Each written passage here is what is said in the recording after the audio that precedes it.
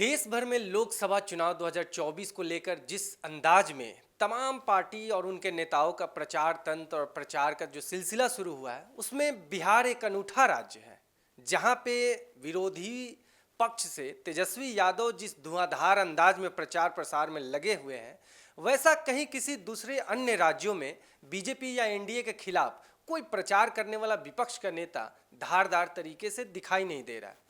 जब आप देखेंगे पिछले दिनों जब तेजस्वी यादव लालू यादव के अंदाज में पुराने तरीके से एक कम सजे हुए स्टेज पे माइक पे एक टेप रिकॉर्डर बजा रहे थे, जिसमें उन्होंने पीएम मोदी के पिछले 10 साल पहले किए गए वादों को वो जनता के बीच सुनवा रहे थे कि किस तरीके से पीएम मोदी महंगाई को लेकर के, गैस सिलेंडर को लेकर के, बेरोजगारी को लेकर के, या कांग्रेस के या अपने उस वक्त के वर्तमान विपक्ष जो कांग्रेस हुआ करते थे, यूपीए सरकार के खिलाफ किस अंदाज में वो बयान दिया करते थे या जनता को किस तरीके से मोबिलाइज करते थे।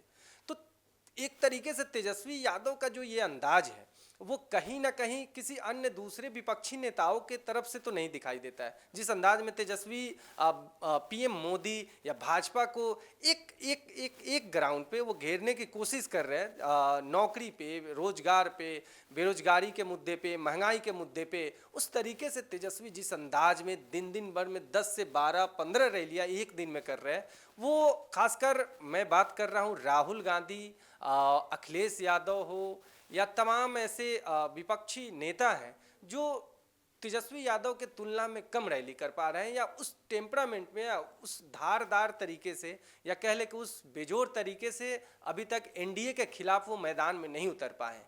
क्योंकि बिहार में 40 सीट है, यूपी में वही 80 सीट है, और कांग्रेस तो ना जाने 200 सीटों से भी ज़्यादा सीटों पे चुनाव लड़ रही है। लेकिन राहुल गांधी पे जितना कांग्रेस ने इन्वेस्ट किया है, या जिस अंदाज में उनके दो इवेंट हुए, भारत जोड़ो यात्रा, भारत जोड़ो न्याय यात्रा, लेकिन राहुल गांधी कहीं ना कहीं उस अंदाज में या उस तलखी में एनडीए के खिलाफ मैदान में नहीं दिखाई दे रहे। वहीं तेजस्वी यादव जिस अंदाज में, या जो उनका बॉडी लैंग्वेज है, या जो उनका भाषण देने की जो भाषा शैली है, या जिस फ्रेज मुहावरे का वो यूज कर रहे हैं, अभी जैसे उन्होंने आज ही बोला था कि पीएम मोदी महंगाई का म भी नहीं बोलना चाहते हैं, गरीबी का ग भी नहीं बोलना चाहते। इस अंदाज में वो जिस तरीके से अपने विपक्षियों पे टूट पड़े हैं, या जिस तरीके से वो चुनाव प्रचार में जुटे हुए हैं, वैसा कोई अन्य विपक्षी नेता मैदान में नहीं दिखाई दे रहा है।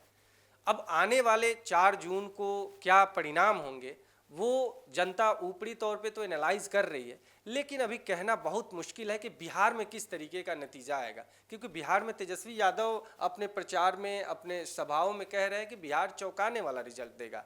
तो क्या चौंकाने वाला रिजल्ट, क्योंकि पिछली बार लोकसभा चुनाव में 40 में से 39 सीटें एनडीए को बिहार की जनता ने दिया था। तो तेजस्वी यादव उन 39 सीटों को लेकर के पीएम मोदी से कई बार सवाल भी पूछ रहे हैं कि आपको 2019 में 40 में से 39 सीटें दिया गया, 2014 में 40 में से 31 सीटें दिया गया, लेकिन 10 सालों में आपने क्या दिया बिहार को। तो ऐसे कई तमाम ऐसे सवाल हैं। कई बार आप देखेंगे तेजस्वी यादव हेलीकॉप्टर में ही मछली खाने को लेकर के एक बार पिछले दिनों विवाद हो गया था। तेजस्वी यादव और मुकेश सहनी एक दिन संतरा खाने को लेकर के उन्होंने ट्रोल कर दिया था सोशल मीडिया पे। तो कहीं ना कहीं ज़मीनी स्तर पे और सोशल मीडिया, वर्चुअल स्पेस में भी तेजस्वी यादव का जो एक आईटी सेल कह ले, या जो एक टीम पूरी काम कर रही है, वो दिखाई दे रहा है कि बिहार में एनडीए के खिलाफ वो कितने एक्टिव तरीके से लड़ रहे हैं। लेकिन वहीं आप देखेंगे पड़ोसी राज्य में, यूपी में, वहाँ पे अखिलेश यादव हो या मायावती हो, या मायावती के भतीजे आकाश आनंद हो, वो उस रफ्तार में जो एनडीए के प्रचार की जो आंधी है, जो पीएम मोदी जिस अंदाज में पूरे देश भर का दौरा कर रहे हैं, या अमित शाह दौरा कर रहे हैं, जेपी नड्डा हो, राजनाथ सिंह हो, लेकिन उस अंदाज में कहीं विपक्ष तेजस्वी यादव के अलावा कहीं विपक्ष उस तरीके से दिखाई नहीं दे रहा है। इसका परिणाम क्या होगा ये आने वाला वक्त बताएगा। आपको ये वीडियो आप देख रहे होंगे जिसमें तेजस्वी यादव किस अंदाज में पीएम मोदी का जो पुराना वीडियो है, जो पुराने वादे हैं, उसको जनता के बीच सुना रहे हैं। देखिए तेजस्वी यादव किस अंदाज में भाषा या अपनी भाषा शैली का प्रयोग करके भाषण दे रहे हैं, किस अंदाज में वो जनता के बीच, हजारों लाखों जनता के बीच कूद रहे हैं। अगर इसी प्रकार से महंगाई बढ़ती गई तो गरीब क्या खाएगा। लेकिन प्रधानमंत्री महंगाई का म बोलने के लिए तैयार नहीं है, महंगाई का म बोलने के लिए तैयार नहीं। इनका अहंकार इतना है, महंगाई के लिए एक शब्द बोलने को तैयार नहीं है। मरो तो मरो, आपका नसीब।